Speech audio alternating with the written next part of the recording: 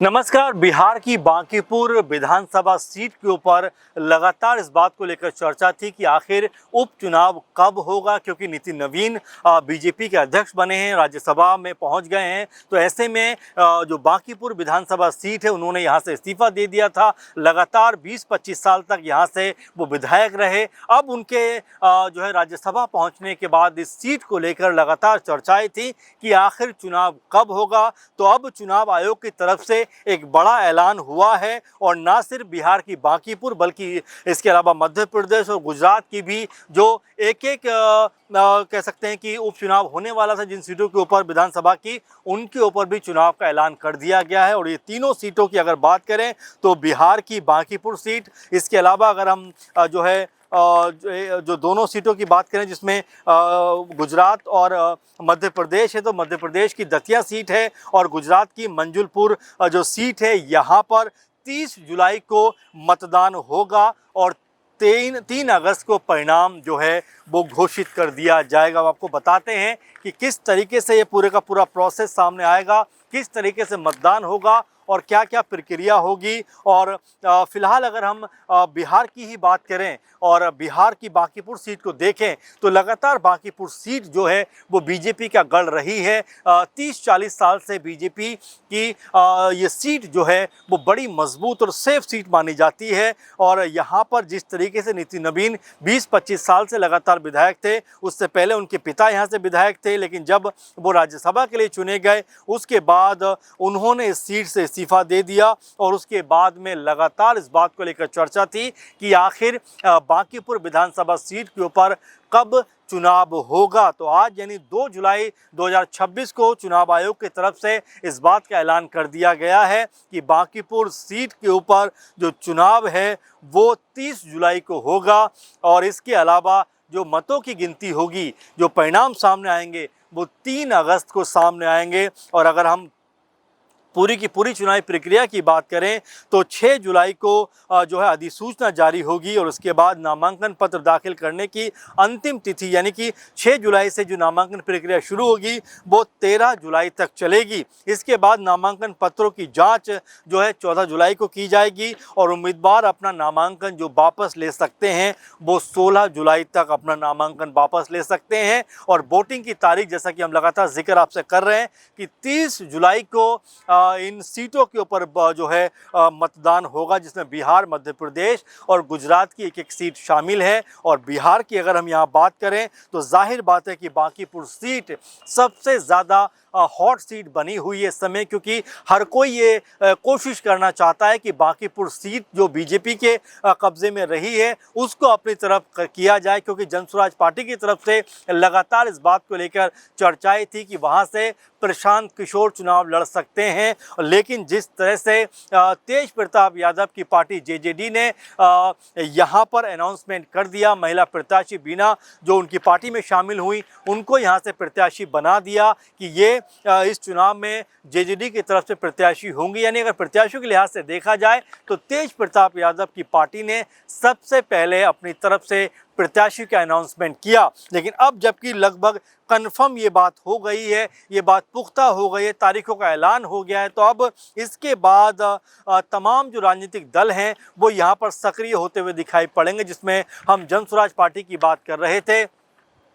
और जिस तरह से प्रशांत किशोर ने भी ये बात कही थी कि बांकीपुर जो है वो बीजेपी की सबसे मजबूत सीट है, ताकतवर सीट है, तो जाहिर बात है कि उस सीट से ही उनको हराने की शुरुआत की जाए। ये प्रशांत किशोर का स्टेटमेंट था। कई जगह पर ये भी देखने और सुनने को मिला कि प्रशांत किशोर भी चाहते हैं कि बांकीपुर सीट से वो चुनाव में उतरते हुए दिखाई पड़े, तो हो सकता है कि उनका भी नाम यहाँ पर निकल कर सामने आ सकता है। अब बड़ी बात ये हो जाती है कि आरजेडी की तरफ से अब यहाँ से कौन सा वो चेहरा है जो चुनाव में उतरता हुआ दिखाई पड़ेगा, क्योंकि आरजेडी अपनी ताकत को यहाँ पर आजमाना चाहेगी। इसके अलावा कांग्रेस पार्टी की तरफ से भी कोई प्रत्याशी यहाँ पर उतरेगा, या वो आरजेडी के जो प्रत्याशी को ही यहाँ पर समर्थन करते हुए दिखाई पड़ेंगे। यानी कि जो महागठबंधन है उसमें क्या यहाँ पर एकता दिखाई पड़ेगी, या अपनी अपनी तरफ से सब जोर आजमाइश यहाँ पर करते हुए दिखाई पड़ेंगे, ये देखना भी बहुत महत्वपूर्ण होने वाला है।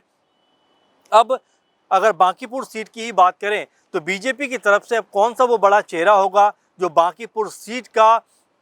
जो है प्रतिनिधित्व करता हुआ दिखाई पड़ेगा, बांकीपुर सीट पर उतरता हुआ दिखाई देगा। ये फिलहाल अभी जो है मंथन का दौर देखने को मिलेगा, क्योंकि अब जब ऐलान हो गया है तो यहाँ पर तमाम जो दल हैं वो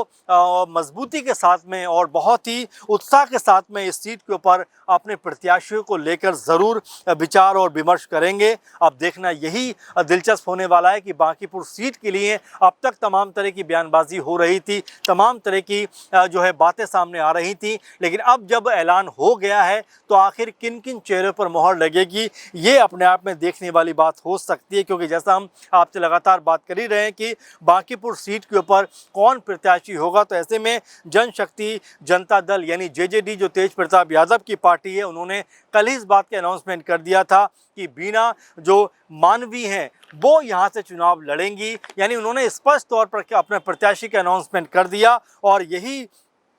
सबसे बड़ा कारण बन रहा है कि आखिर जो महिला प्रत्याशी हैं तेज यादव की, क्या वाकई में वो जीत दर्ज कर सकती हैं, क्या यहाँ पर तेज प्रताप का खाता खुलता हुआ दिखाई पड़ सकता है। ये सवाल उभर कर भी सामने आता है, क्योंकि तेज प्रताप यादव के ऊपर वैसे भी उनकी पत्नी के साथ में जिस तरह अलगाव की लगातार खबरें शादी होने के बाद ही शुरू हो गई थी, फिर डाइवोर्स का मामला चल रहा है अभी भी कोर्ट में, अनुष्का यादव को लेकर कहीं ना कहीं उनके ऊपर तमाम तरह के आरोप लगे। तो ऐसे में क्या अपनी छवि ठीक करने के लिए उन्होंने वीना जो मानवी को चुनावी मैदान में उतारा, ये देखना होगा। लेकिन इसके अलावा अगर बात करें तो बांकीपुर सीट के ऊपर प्रशांत किशोर की पार्टी भी लगातार मोर्चाबंदी करती हुई दिखाई पड़ रही थी, और यहाँ तक कहा गया, जैसा हमने आपसे बात भी की, कि हो सकता है कि यहाँ से खुद प्रशांत किशोर चुनाव में उतरते हुए दिखाई पड़ जाए तो कोई हैरानी की बात नहीं होगी, क्योंकि लगातार उनकी तरफ से बयानबाजी भी हो रही है, उनकी पार्टी की तरफ से बयानबाजी हो रही है। अब ऐसे में प्रशांत किशोर इस ऐलान के बाद क्या ये कंफर्म करते हुए दिखाई पड़ेंगे कि वो चुनाव में उतरेंगे या नहीं, ये भी देखना दिलचस्प होने वाला है। अब अगर आरजेडी की बात करें, तेजस्वी यादव की बात करें, तो क्या उनकी तरफ से कोई चेहरा उतरता हुआ दिखाई पड़ेगा, और वो चेहरा कौन सा होगा, ये भी अपने आप में बहुत ही अहम देखने वाली बात होने वाली है कि आखिर वो कौन सा चेहरा होगा जो बांकीपुर सीट से यहाँ पर उतरता हुआ दिखाई पड़ेगा। और क्या कांग्रेस पार्टी जो है यहाँ एक तरीके से आरजेडी का समर्थन करती हुई दिखाई पड़ेगी, या उनकी तरफ से भी कोई प्रत्याशी यहाँ पर चुनावी मैदान में उतरेगा, इस बात को लेकर भी लगातार चर्चाओं का दौर कहीं ना कहीं अब शुरू होता हुआ दिखाई पड़ेगा। लेकिन बांकीपुर सीट जिस तरीके से खाली हुई, और यहाँ पर जैसा हम लगातार आपको अपडेट कर रहे हैं कि 30 से 40 साल से जो